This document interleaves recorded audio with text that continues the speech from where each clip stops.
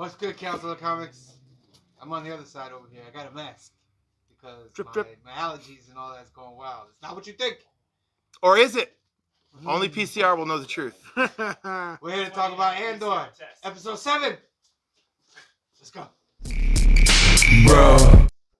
Okay. Episode 7. I start, you start. I am. Where do we start? This is a different week. I know I'm wearing the same clothes, by the way. So, like, how about Mom Mothra, and Skarsgård? Yeah, duking it out at the thing. yeah. Well, because she's very much like, hey, you're really kind of putting us out there, and he's like, look, this is what you signed up for. You're either in or you're out. Like this, you're not. There's no halfway here. Yes, and we saw a dinner party finally.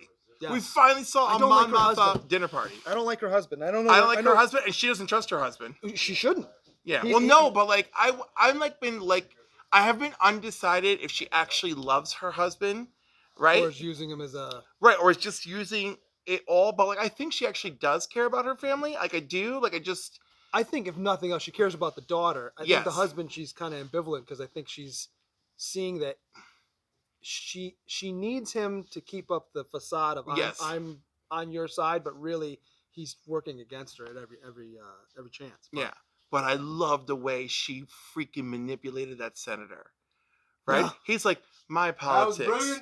He's like, my politics might be too spicy for you, and then she gives him a lecture about like a doting idiot like senator like who can't seem to get any of her things passed or done. Yeah. Right. And she goes, what did she say? Maybe my politics. Well, she uses his words against it. Right. It's like I want to use the word spicy, but I feel it's more elegant than that. Maybe my politics are too spicy for you. And the way she's like, she goes, now smile. Pretend we're laughing about something from our youth. Well, that was so great. It was because he started the conversation like, you can't handle this. And then she took control of the conversation. And not only like, you can't handle this, but she's like, and now laugh and smile. Like, I loved it. I love how she commanded it. I think there's some of that. But I also think, to me, that it read as, look, I hear you, but we're in a dinner party with ears at every corner. Yep. So let's go over here. So I'm saying this right now. But I'm just so excited for my investment in the character. Oh, she's great. Because this, I mean, no, the scene is what the scene is, but her command of the scene was so good. And he's a great actor too, because his stature when they start the conversation, versus how they end the conversation. Absolutely. Do you see? Like that is what I'm so into. Well, you can always tell who wins an argument or wins a conversation by who walks away. Right. And she walked away. Right. Yeah. She left him. Yeah, and it was so good because by the time they were done, he was just stunned that this came from her. Right? This I never expected you, which means that her facade has been so good and so complete. Yeah. So I never thought I was gonna outside of Dune, I never thought I was gonna find a dinner party freaking scene freaking scintillating. That's fair. You know, I was like, ooh. Now what about when Andor goes to see his mom? See, for me, that's the best part of this. That was it. Well, that was equally good for me. Like because both were powerful. Well, because most shows or movies or whatever, when some big catastrophic event happens, you see everyone's happy because we won.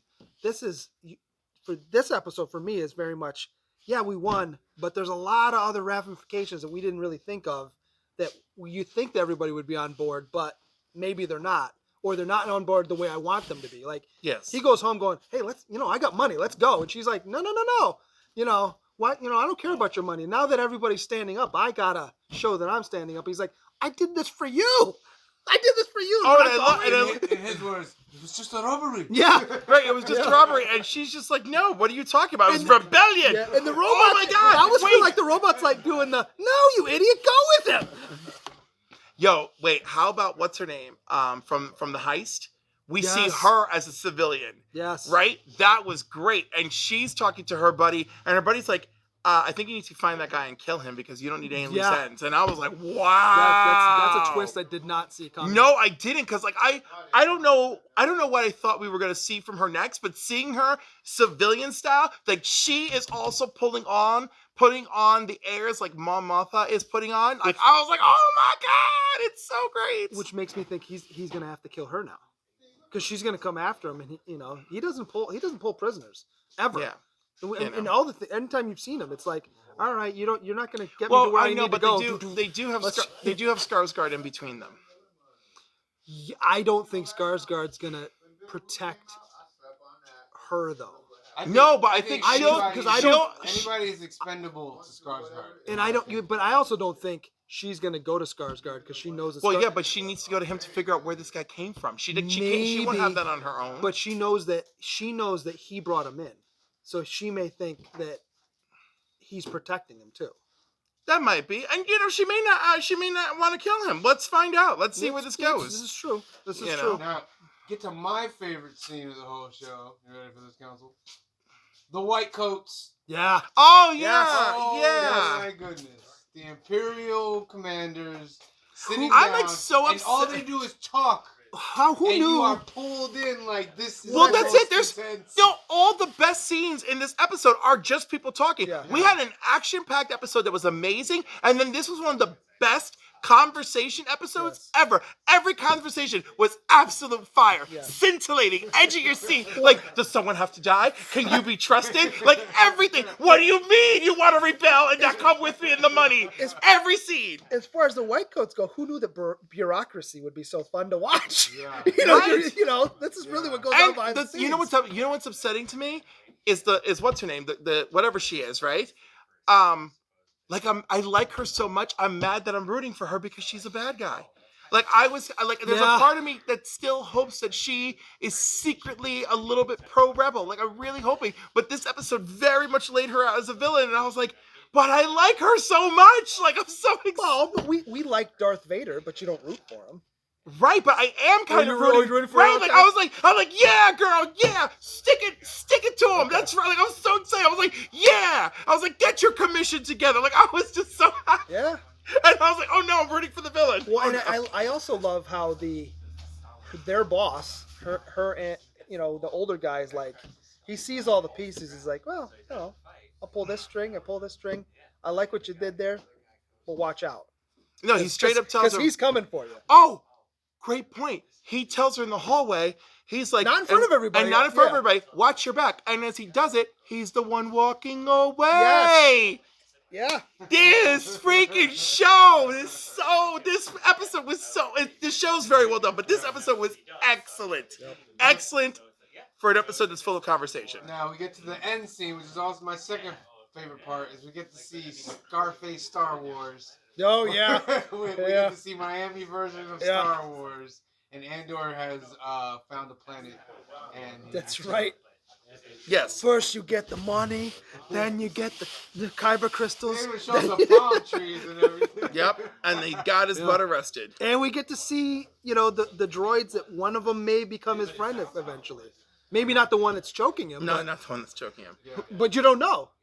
It could be any of those. Right, that K2SO could be reprogrammed. I just do love how literal that droid was, though, where he's picking him up. He's like, no, he said to hold me, not hold me, in the air. Yeah. While he's, choking to death. So he gets arrested, and what happens is the Empire has tripled the sentences. So, yes. Or something like that. Well, they're all minimums, mandatory minimums, basically, yeah. She's like, it's 6 weeks, but now it's 6 months. So, 6 years. 6 years. 6 years. That's not triple. Yeah. That's a much higher multiple. Well, and is it 6 years on that planet, or just 6 years in Star Wars time too? That's the thing. Right. It could be one of those floating space brigs. Could you imagine how hard that's got to be? The most horrible. Yeah. Yeah, that's crazy. Well, and the conversation he's having with the guy who's detaining him initially is kind of funny because he's like, no. And the guy's like, oh, so you're arguing with me now? He's like, no, I'm not arguing with you. He's like, why are you sweating? Right. It's hot out. Right. Why were you running? I wasn't running. I'm not running now. I'm standing here talking to you. I just want to go to the store. And the way he says it, what do you mean? I wasn't running. Right. He's so great. I love him. Right. And Gael Garcia Bernal, who is Jack Russell and Werewolf by Night. I love them both so much. And they're good friends. It's the best. All right, Cliff takes up. All right, so thank you for joining us for this week's review of Andor. Tune in next week where we'll be on episode 9? 8. 8. We'll be on episode 8. Yep. There we go. Thank you again. Take care.